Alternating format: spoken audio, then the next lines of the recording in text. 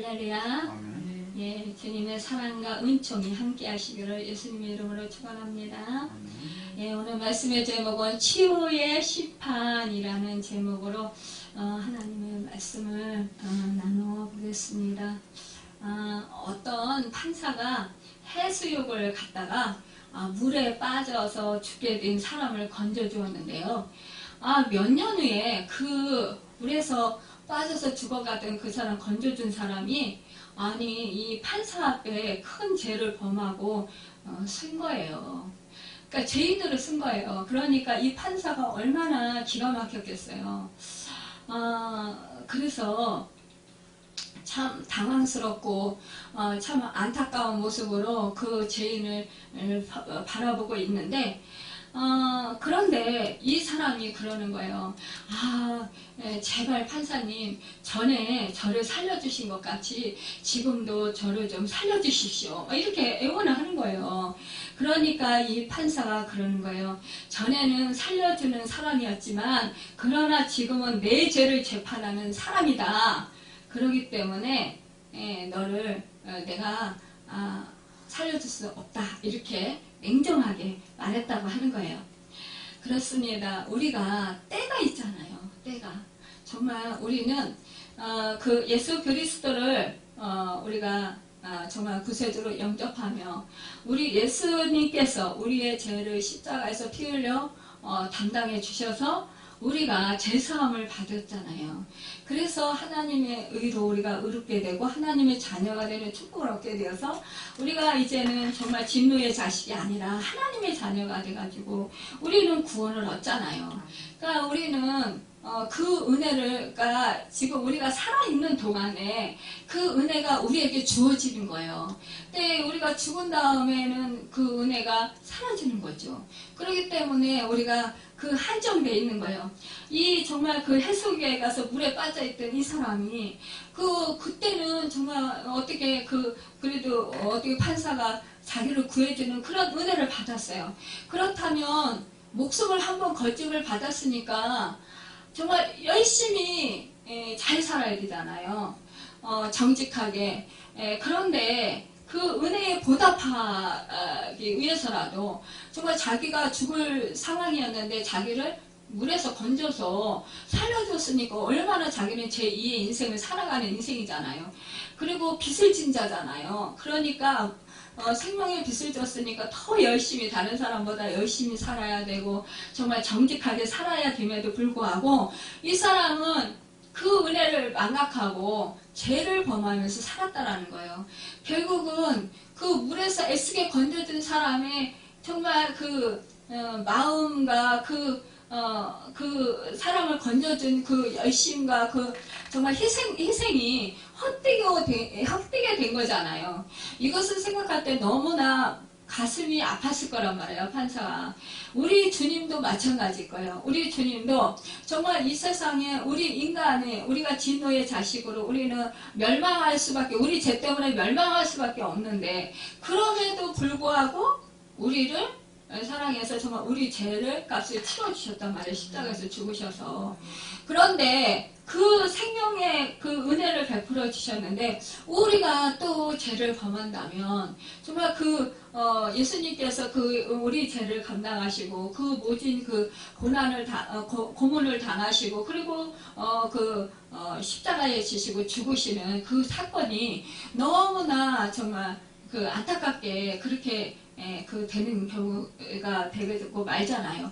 이것을 생각할 때 우리는 너무나 참 가슴 아픈 일이라 생각할 수 있을 것입니다. 그래서 우리가 헛되지 아니한 주님의 그 십자가의 구속의 은혜가 헛되지 아니하도록 우리는 정말 구원받은 자로서 제사함 받고 구원받은 자로서 정말 이 세상에서 우리는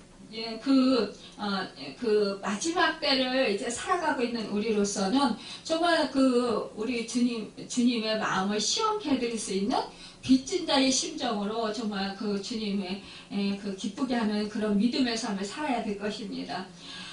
이 하나님은요, 하나님의 심판이 나를 이제 이제 우리가 날쌘 주말이라서 정말 이제 가까이 오고 있는데, 그런데 오늘 본문 말씀은 정말 제목도 최후의 심판이에요. 이것을 생각할 때 어떻게 보면은 정말 두려워요. 두렵고 떨리고 무섭고 그렇습니다.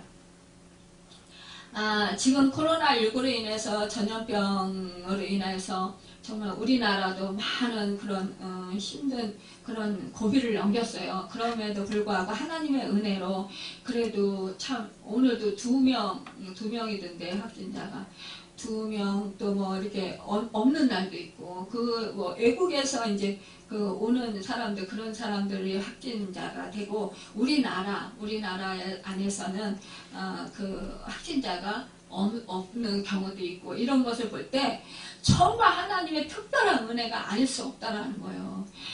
그래서 우리에게 그런 은혜를 베풀어 주셨는데 또 다른 나라들을 보면 너무나 안타까운 거죠. 그런 나라들 안에서 지금 그 전염병으로 인해서 두려움 속에 공포 속에 휩싸여서 그렇게 살아가는 그런 사람들을 생각해 볼 때 우리는 정말 안타깝잖아요.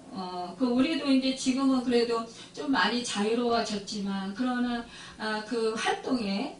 활동하는 거에 제한이 많이 있게 되고, 그리고 또, 또한 전염될까봐 또 조심하면서 그렇게 살아가게 되는데, 이 마지막 때의 그런 징조라고 볼 수도 있는데, 그런데 이거보다도 더 심하다는 거죠.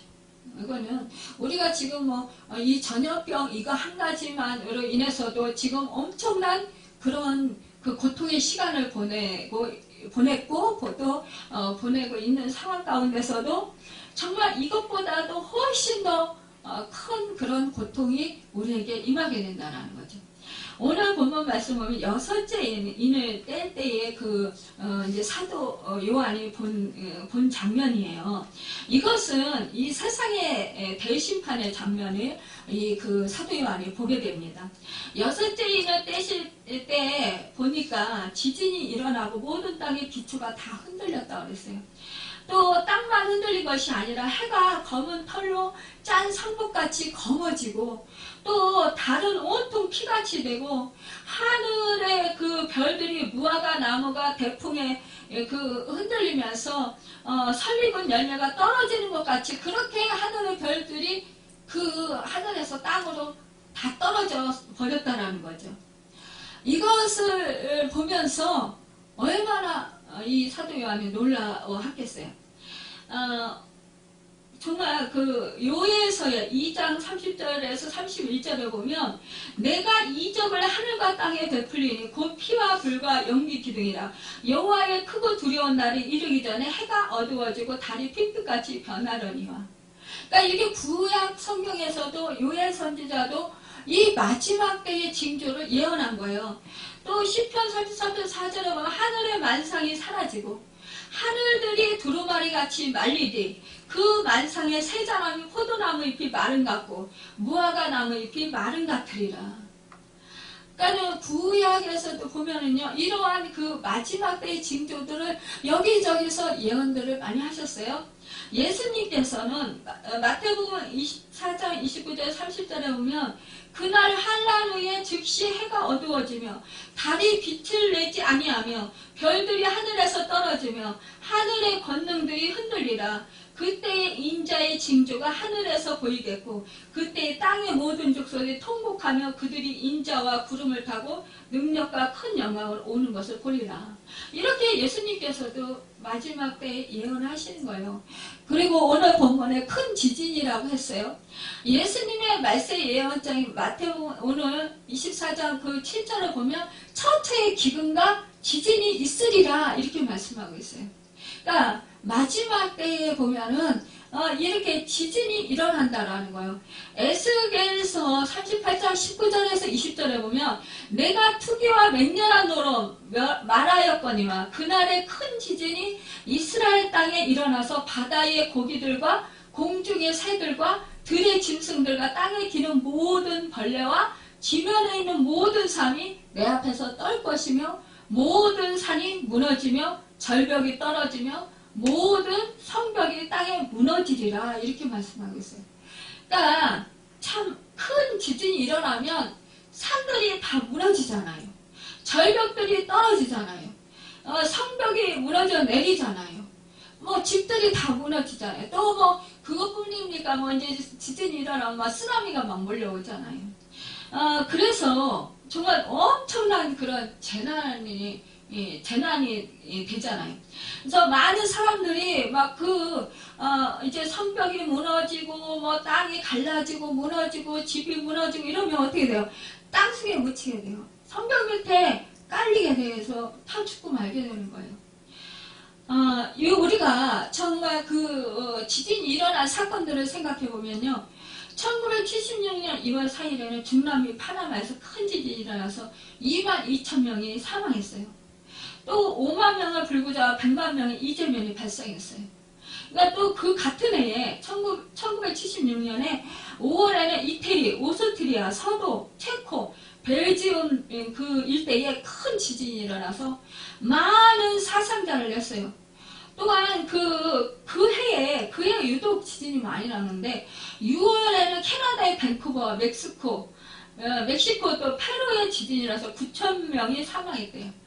또 그 해 7월 28일에는 중국 북경 근교에서 강도 7도의 지진이 일어나서 100만 명의 사상자를 냈다는 거예요. 그러니까 그해 또 8월에는 필리핀에서 큰 지진이 나서 8,000명의 희생자를 낳았대요. 일본에서 1923년 9월 1일에 간토 대지진 때에 13만여 명이 숨졌어요. 그때 당시 일본은요, 유언비어를 퍼뜨렸어요.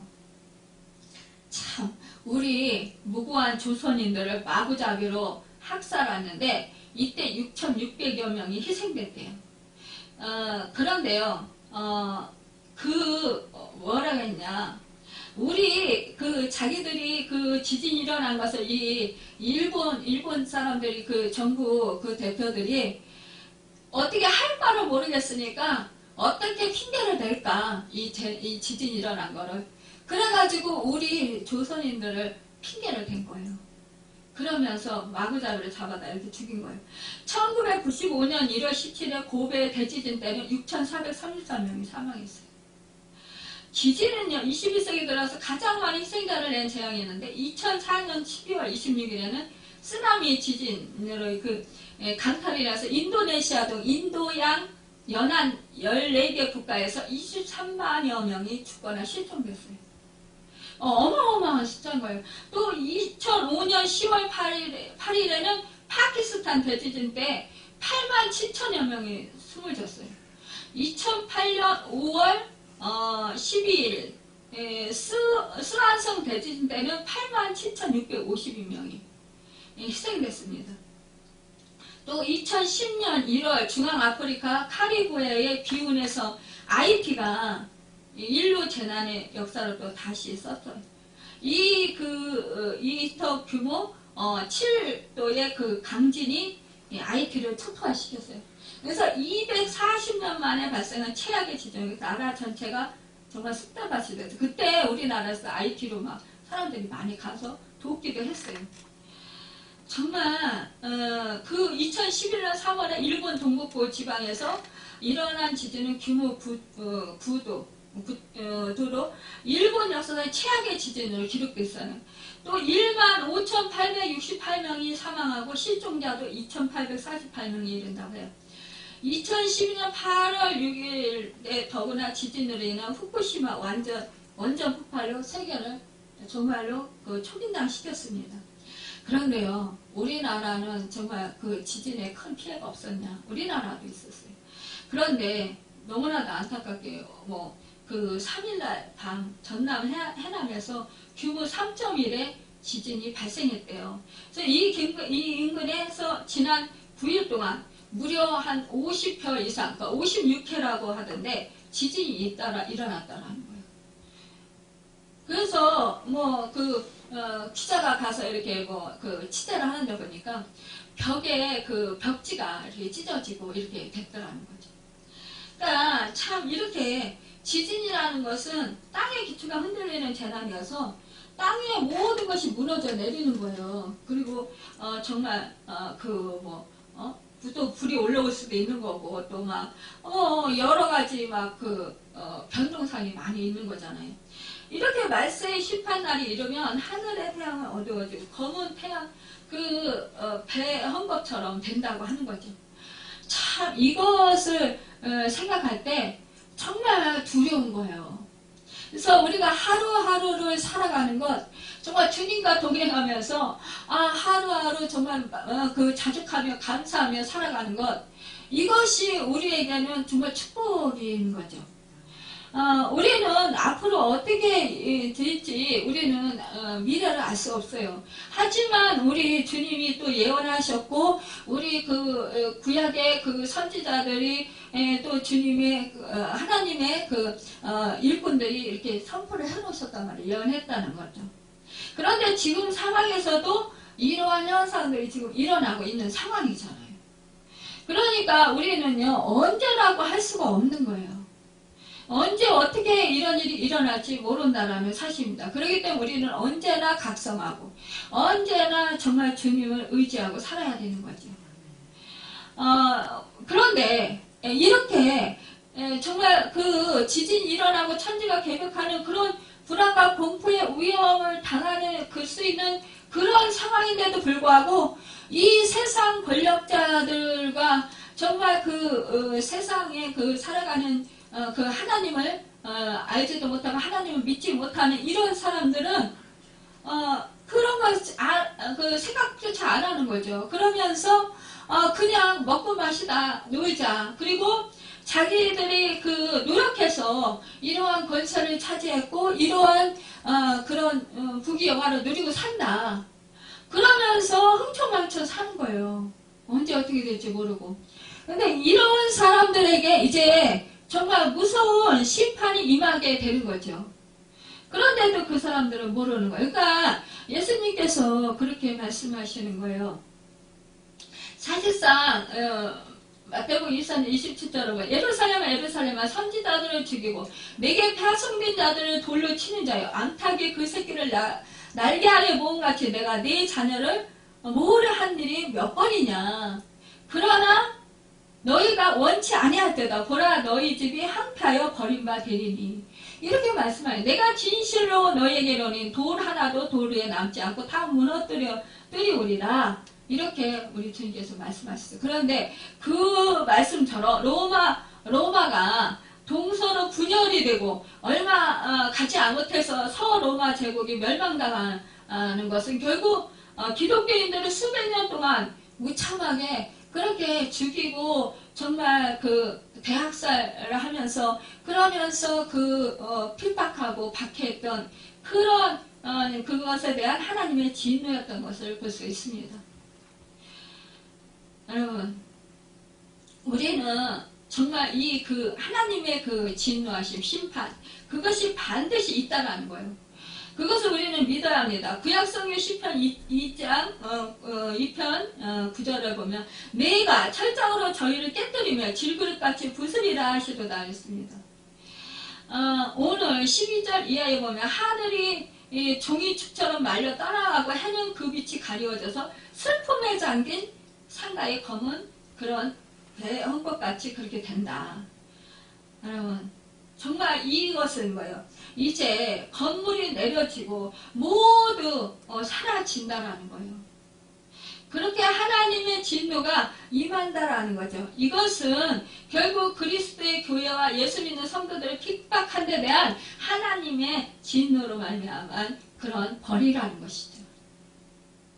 여러분, 하나님의 심판, 어린 양의 진노의 날에는 권력자들이든 부자든 강한 자든 약한 자든 그러니까는 그런 겉으로 하나님을 믿는다고 하지만 그러나 정말 그 속에 정말로 믿음이 없고 예수를 진정으로 믿지 않는 그런 사람들은 결국 모두 심판을 당하게 된다는 것입니다.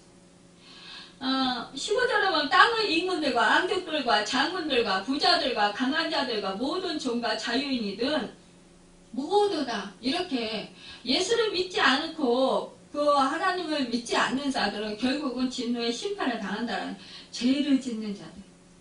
여러분, 하나님을 필요로 하지 않고 스스로의 본능과 세상의 힘을 의지해 살아가는 모든 교만한 자와 거만한 자와 자고한 자들을 말하는 거예요. 이처럼 하나님의 심판은 예물에 따라서 진행하지 않는 공의로운 심판이라는 것입니다. 그러니까 오늘 본문 심판은 그리스도의 재림과 함께 있을 최종적인 심판인 거예요. 주의 날이 임하는 그날에는 숨을 곳이 전혀 없게 됩니다. 우리는 근데 어떻게 해요? 우리 믿음의 사람들 그 날을 기다리고 있잖아요. 하나님의 나팔소리 천지전능한테. 그래서 우리는 그때 예수님이 공중재림하실 때 그 마지막 심판 때를 우리는 간절히 기다리고 있잖아요. 여러분, 그런데 이 사람들은 뭐예요? 우리는 심판 때 우리 예수 믿는 사람은 어때요? 우리는 오히려 정말 들려 올라가잖아요, 우리가. 그래서 이 땅에서의 눈물과 슬픔을 위로받는 날이잖아요. 그리고 우리는 정말 주님과 같은 몸을 입고 세마포 옷을 입고 주님 그 하나님의 그 영광의 빛 아래서 보좌 앞에서 우리는 하나님께 찬양드리고 예배드리잖아요. 우리는 그렇게 하늘에 또 생명의 면류관, 빛난 면류관, 영광의 면류관, 금면류관 이런 면류관을 받아 쓰고서 우리는 거기서 주님과 함께 그렇게 기쁨의 찬양을 부르잖아요. 이게 얼마나 그것을 생각하면 우리는 얼마나 감사해요. 그런데 이 땅에서는 지금 정말 혼비백산에서 곤두박질 치게 된다는 거예요. 그러니까 땅의 왕들, 땅의 임금들, 왕족들과 그 장군들과 부자들과 강한 자들과 각 종과 자주자가 굴과 산 바위 틈에 숨어서 산과 바위에게 이렇게 말한다는 거예요. 우리에 떨어져 보좌에 앉으신 이의 낮에서의 그 얼굴에서의 얼굴을 가려달라 이거예요. 어린 양의 진노에서 우리를 가리우라. 그러니까 정말 그들의 진노에 큰 날이 이르렀으니 누가 능히 서리워하더라 이렇게 막 외치는 거예요. 공포에 휩쓸려서. 그러니까 그날에 주님이 다시 오시는 그 마지막 심판 때 참으로 세상 권력자들의 초라한 모습이라는 거죠. 지금 당장은 이 땅에서 막 권력을 휘두르면서 떵떵거리고 그렇게 살아갈지 모르지만 그러나 그날에는 완전히 곤두박질 친다라는 것입니다. 여러분, 이렇게 얼마나 무섭고 두려우면 그 하나님의 진노의 얼굴에서 자기들의 그를 가려달라고 산과 바위와 자기들의 얼굴에 그렇게 떨어지라고 가려달라고 그렇게까지 하겠습니까? 그만큼 하나님의 진노가 무섭고 두렵다라는 것입니다. 이런 사람들을 보면은 우리가 생각해 볼 수 있습니다. 그 중에는 아기 예수를 죽이려던 헤롯 대왕도 있었을 것이고 또 세례 요한의 목을 칼로 베고 예수님의 제자 야고보를 칼로 죽인 유대의 분봉왕도 있었을 것입니다. 또 그 다음에 로마 시가지를 붙들고 그 죄를 크리스찬들에게 예수 믿는 사람들에게 대집을 씌운 그 네로 황제도 아마 그날에 가면 있을지 모르겠습니다. 정말 우리 예수 믿는 사람들을 사자굴에 집어넣고 또 화형을 하고 화형시키고 또 십자가에 못 박아 죽이고 칼로 죽이고 돌로 쳐서 죽이고 정말 고문해서 죽이고 불로 화형해서 죽이고 이렇게 저렇게 그렇게 예수 믿는 사람들을 핍박하고 죽였던 그 사람들이 정말 대혼란 가운데 혼비백산에서 있을 것이라는 것입니다. 여러분, 또한 보면은 여기서 보면은 또 장군들과 부자들과 강한 자들과 모든 종과 여러분 사실상 부자, 물질 같은 거, 또 이런 모든 하나님께서 이렇게 사람들을 보고 누리라고 주신 것은 사실상 서로 나누라고, 섬기라고 주신 거예요. 그럼에도 불구하고 특권층만이 가지고 자기들이 누리면서 자기들의 뭐예요? 세상을 호령하면서 그러면서 자기들 세상인 양 그렇게 하나님을 두려워하지 않고 그렇게 살아가잖아요. 그런데 결국 그런 사람들은 결국은 마지막 때에 결국은 어떻게 돼요? 심판에 임하게 된다는 것이. 참 이런 것을 생각할 때 우리는 소망을 가질 수 있어요. 우리는 지금 이 세상에서 우리가 고난을 당한다 할지라도 우리 주님이 우리와 함께 하시고 우리를 도우시고 또 우리로 하여금 견디고 이길 수 있도록 또 인내할 수 있도록 붙들어 주시고 우리에게 힘을 주시고 능력을 주셔서 능히 이기게 하시고 견디게 하셔서 정말 그 인내에 그 오랜 참음의 성령의 열매를 맺을 수 있도록 그렇게 은혜를 베풀어 주시고 우리로 하여금 어떻게 마지막 때는 정말로 그 좋은 그런 그 생명의 면류관, 상급의 면류관을 받아쓰게 하신다라는 것입니다. 여러분 이렇게 이 세상에는요 사람들이요 돈을 모으는 재미로 사는 사람들이 참 많이 있어요.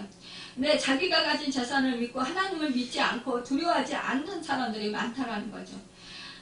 그러니까 물질이 결국 많은 것이 그것이 축복이 아닌 경우가 많이 있다라는 것이에요. 많은 수많은 사람들이 이 세상에서 물질의 축복을 받고자 애쓰고 정말 그것 때문에 그 인생을 망치는 사람들도 있지만 그러나 결국은 그 영혼이 잘못될 수 있다는 것입니다. 완전히 멸망할 수도 있다는 것이에요. 결국은 사람들이요 돈이 주인이 되는 게 아니라 돈의 종이 되어서 살아가는 사람들이 많이 있어요. 참 이것이야말로 너무나 안타까운 일입니다. 또한 많은 사람들이 돈을 섬기고 또 지식으로 자기를 섬기라고 하는 사람들이 많이 있어요. 그러나 그 지식을 주신 분은 누구예요? 하나님이에요. 그러니까 그 지식으로 남을 섬기라고 주신 거예요. 권력으로 남을 섬기고 하나님의 영광을 나타내라고 주신 거예요. 그렇지만 그 사람들은 자기들만을 위해서 산 사람들이라는 것입니다. 이렇게 사람들이 하나님의 진노와 어린 양 예수 그리스도의 심판날에 크게 두려워하면서 자기 이치에서 피신하는 도망자들이 되고 굴과 바위통으로 숨어 들어가는 도피자가 된다는 것입니다. 얼마나 급하고 겁에 질려서 소리 지르며 정말 산과 바위에 도움을 청하기까지 하겠어요. 우리 위에 떨어져 보좌 앉으시니 나스테서와 어린 양의 진노에서 우리를 가려달라고 그렇게 정말 아무런 능력도 없는 그런 것들에게 하소연을 하겠어요. 여러분 참 이런 것을 보면 우리 인간이 얼마나 어리석은가를 우리가 생각해 볼 수 있습니다. 여러분 우리는 정말 인간 앞에서 죄를 지어도 피신할 것이 없는데 우리 하나님 앞에서 죄를 지으면 우리는 정말 어디 가서 숨겠습니까? 아니 그랬잖아요. 신이 음부에 내려가도 그곳에 하나님이 계시다. 그러니까 하나님이 아니 계신 데가 없는 거예요. 그러니까 우리는 피할 수가 없어요. 그러니까 아무리 하나님의 낯을 피하려고 숨으려고 해도 피할 수가 없다라는 것입니다. 여러분 우리는 정말 우리가 보면은 세상에서 호의호식하면서 세상 연락을 즐기면서 그 부자 잔치를 벌였던 그 부자와 나사로를 생각해 볼 수가 있습니다. 그것을 생각해 볼 때 정말로 부자는 사람들을 불러다가 막 잔치를 하면서 야 내 영혼아 먹고 마시자 이제 내가 정말 이 부유한 것을 어디다가 넣을 데가 없어서 창고를 더 져야 되겠다 막 이렇게 하고 계획하고 있었어요. 그런데 그 밤에 죽게 됩니다. 그러나 그 문 앞에 그 나사로가 그 헌내를 정말 개가 핥음당하면서도 그 부자의 상에서 떨어지는 부스러기를 얻어먹으면서 그러면서도 정말 하나님을 믿었고 하나님 은혜 안에서 감사하며 살았을 때 그날에 같이 죽었을 때 결국 그는 어디로 갔습니까? 아브라함의 품에 안겼잖아요. 정말로 그와 이 부자의 사이에는 불언이 있어서 그 부자는 정말로 그 음부에서 유황불이 활락하는 그곳에서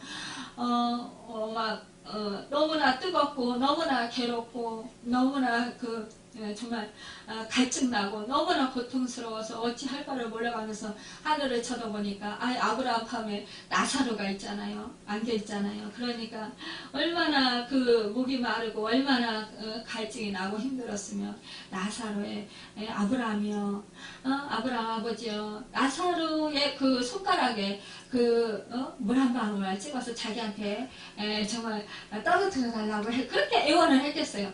여러분, 우리는 이거를 생각할 때 정말 우리가 정말 하나님의 은혜로 이렇게 정말 예수를 믿고 구원 얻었고 하나님의 자녀가 됐다는 것이 얼마나 큰 축복인가 우리가 생각해 보면서 감사하지 않을 수가 없습니다. 우리 아브라함이 뭐라고 해요? 너는 살았을 때 내 좋은 것을 받았고 나사로는 고난을 받았으니 이것을 기억하라. 이제 저는 여기서 위로를 받고 너는 고민을 받느니라. 이렇게 말씀했습니다. 여러분, 우리는 하나님의 말씀대로 살아가는 신앙인들 어떻게 됩니까? 하늘나라로 정말로 주님과 같은 세마포 옷을 입고 그리고 주님과 함께 천사장의 나팔소리에 함께 우리가 공중으로 올라가게 되잖아요. 새하늘 새 땅에 임하게 되잖아요.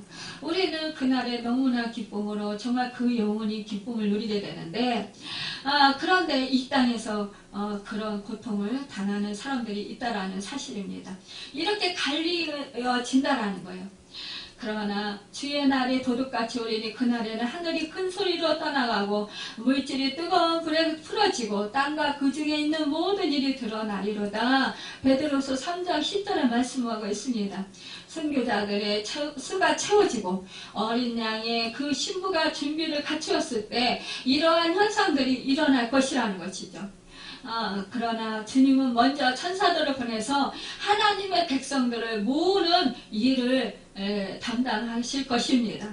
여러분, 주님께서 이미 예언하셨어요. 그때에 사람이 산들을 대하여 우리 위에 무너지라며 작은 산들을 대하여 우리를 덮으라 하리라. 그러면서 그렇게 한다. 그러면서 그들의 진노의 큰 날이 이르렀으니 누가 능히 서리요 하더라. 오늘 17절을 말씀하고 있습니다. 주님께서 이미 심판을 시작하셨어요. 그때는 후회해도 아무 소용없어요. 마지막 7번째 인을 떼실 때 세상은 종말을 구하게 될 것입니다. 여러분, 무서운 환난이 다가오고 있어요. 이제 말세 지말이 오면 우리 주님께서 예언하신 대로 그대로 될 것입니다. 그렇다고 해서 우리는 두려워할 것이 아니라 우리는 깨어서 정말 믿음으로 굳건히 서면 되는 것입니다. 두려워할 것이 아니라 우리는 믿음으로 깨어서 기도하면서 정말로 여분의 기름을 준비한 지혜로운 슬기로운 다섯 처녀처럼 우리도 그렇게 준비하고 기다리고 있으면 되는 것입니다. 심판과 환난은 안 믿는 자들에게는 두려움의 날이지만 우리 믿는 자들에게는 상급의 날이고 또 정말로 새하늘 새천지가 임하여서 정말로 영생 복락을 누리는 그런 복된 날이라는 거예요. 우리는 주님 오실 날을 깨어서 기다리는 여러분과 제가 되어서 날마다 주님 은혜 안에서 기쁨으로 정말로 하나님께 영광 돌려드리는 그런 은혜가 있기를 예수님의 이름으로 축원합니다. 기도하겠습니다.